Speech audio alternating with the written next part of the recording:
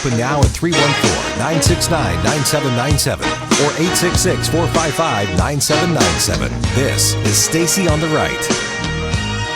I'd be remiss if I didn't note that if she had released all the emails from the get-go, we wouldn't be having this conversation. Well, that's true, but I don't know where these emails came from. Apparently Anthony Weiner. Well, oh God. Oh. Anthony Weiner. He's like, I should not comment on Anthony Weiner. I'm not a big fan. And I wasn't before he got in trouble, so I shouldn't comment on Anthony Weiner. One more question. Because, Uncle Joe always says, don't grope in private and don't send pics. All Uncle Joe says, just grip them by the shoulders, lean in, whisper in their ears. You can touch them. You can draw them in close. You can smell them. But you can't, don't send pictures. I've already talked to him and he just doesn't listen. That's because, Joe Biden has a really big problem gripping people's daughters by the shoulders and leaning in and putting things, saying things in their ear. He's that uncomfortable uncle. I mean, he is very uncomfortable. He slides up behind women in chairs and then gets uncomfortably close. And from behind, he's all in their ear. I mean, he's got something to share with each of them that has to go directly into their ear. It's kind of crazy.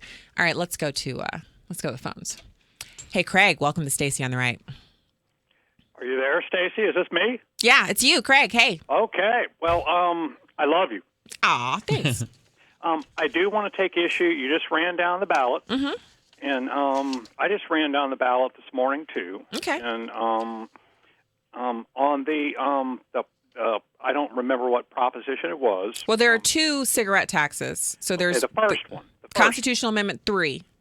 All right. Okay. Well, as I understand it, that amendment opens the door for public funding of private and parochial schools,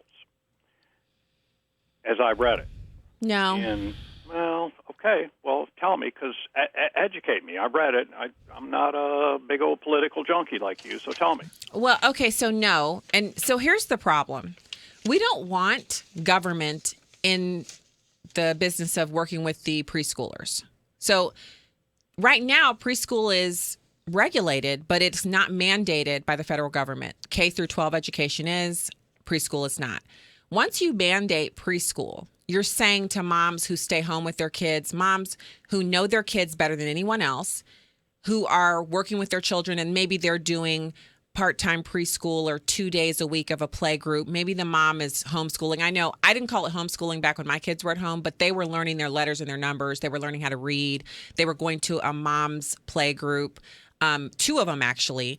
And I had a set schedule for them on a daily basis. If preschool is mandated, it means I have to scrap my schedule and what I feel is best for my children and put them into some government-approved preschool.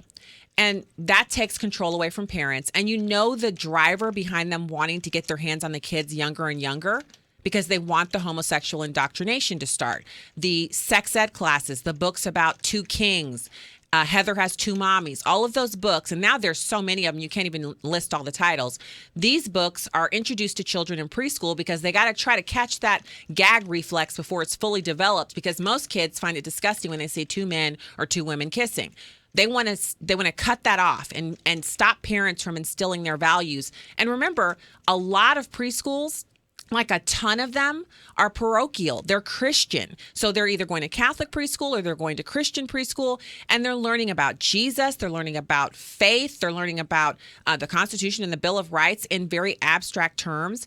And they don't want that. They want you to start in on your government education as quickly as possible. So I'd like to keep the federal government out of preschool. If we want to help parents with funding of preschool, we can do that on an individual basis through programs. You can start endowment funds at particular preschools that you love so that parents who can't afford to make the tuition can, get supplemented. And also, here's the bigger deal.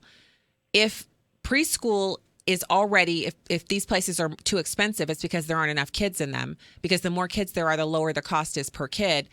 If you have government mandated preschool, parents will take their kids out and they'll send them to these government preschools, which will mean the end of a lot of these parochial-based preschools.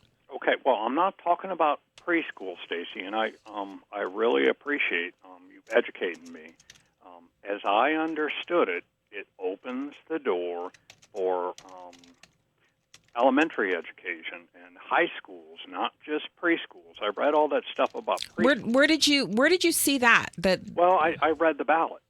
I just got on the Post-Dispatch and read what the ballot said. Okay. And as I understood it, it opens the door for public funding of elementary, middle school, high school.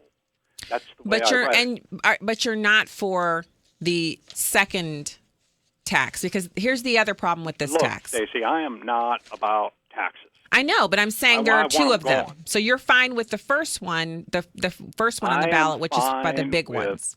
With public funding of alternative education, an alternative to the publicly funded schools that we have all over the world that are failing our children.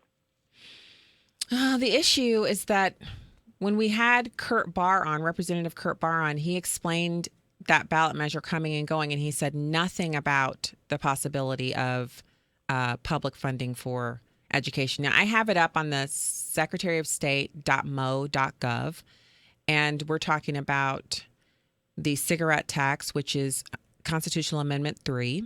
Right. And it says increase the taxes on cigarettes each year through 2020, create a fee paid by cigarette wholesalers, deposit funds generated by these taxes into a newly established early childhood health and education trust fund, which would then create mandated preschool and would put the government into the preschool market. Mandated preschool. And then it says government $263 million limited estimated implementation costs. The revenue will fund only programs and services allowed by the proposal. The fiscal impact to local governmental entities is unknown. Yeah.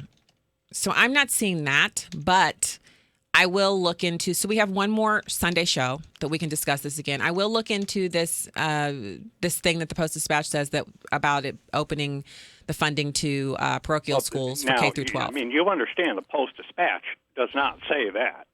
I read it. That's what I thought it said.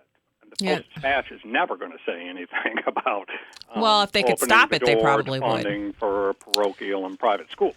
Yeah. I have to look into it, but I'm pretty sure I'm still voting no on that one, but I'll definitely look into it and we'll readdress it on the show on Sunday night. Okay? Well, I'll listen to you next Sunday night and then I'll go your way. There you go. All right. Thanks so much. It's a good conversation. Thank you. Love you, Stacy. Thanks. Bye-bye. Okay. Wow. So this is what happens when you have super informed voters and listeners. So let's continue on. Hey, Tom, welcome to Stacy on the Right. Hey, Stacy, good to talk to you again. Hi. I'm a great baseball fan. I'm watching the World Series, but I'm listening to you. Aw, that's a good mix. Well, I enjoy your show, and I was really hoping to meet you yesterday at that rally. It was a fantastic rally. I heard there were 400 people there. Was it really awesome or what? I'd say I was estimating 5 to 6, but really? maybe it was only 4. I don't know. Oh, my goodness. It's hard to count a crowd, but it was an enthusiastic crowd. It was a great rally, and it was just a bunch of great people, everybody that cares about America, and yeah, I'm so sad that I missed it, but you guys are not sad because none of you will be infected with whatever this is that I have. No, that's true. That's true. And well, I wanted to tell you too. I'm 61 and I've never had a flu shot, and I know a lot of people who've gotten sick after getting a flu shot, and I don't buy that it's a coincidence. I honestly don't. Well, you know what?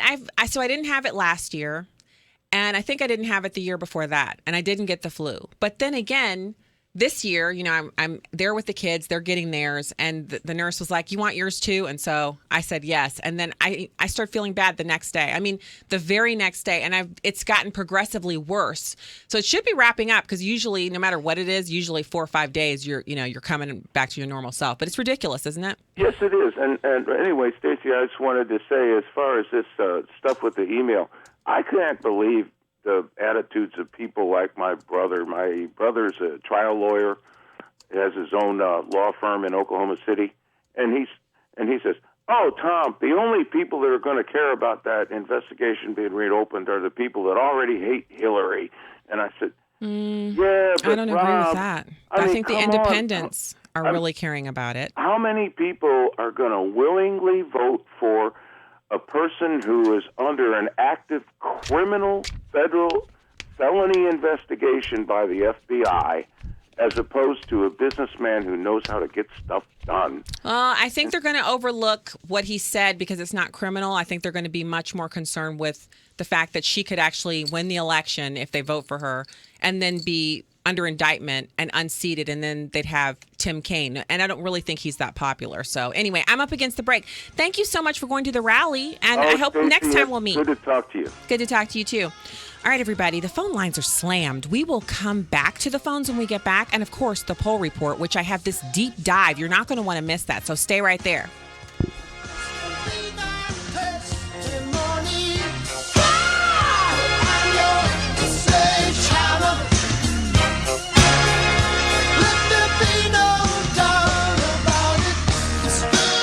This is the Stacy on the Right Show. Very topical. National, international news. Keeping you informed and up to date. U.S. news, world news, everything. Still considered top of my local news. St. Louis's home of Fox News. Get my news quickly, and it's much easier to get it On the radio. FM News Talk 97.1. Trade up with SunTruck. Fall into big savings this month during the end of model year sales event. Going on now at SunTruck Nissan. Hi, Brett Hergenrother, General Manager at SunTruck Nissan. Get out your pad and pen because you're going to want to write these deals down. 2016 Rogue S for $177 per month with only $17 down. 2016 Altima S for $188 per month with just $18 down. Plus 0% APR up to 72 months on 13 Nissan models. You heard it right, and if you didn't have time to write it down, check out our incredible internet prices at SunTruckNissan.com. Last chance on 2016 models during the end of model year sales event. And if you have a job making $350 per week, then we want to approve you. When other dealers can't, SunTruck Nissan can. Call 314-892-8200. With approved credit, Altima Model 13016, Rogue Model 22116. All vehicles with 2 or more at this price. Leases based on 36-month, 12,000 mile per year. Excludes tax, title, license, destination, and acquisition fees. 0% APR financing and 0 payments through NMAC. Offers not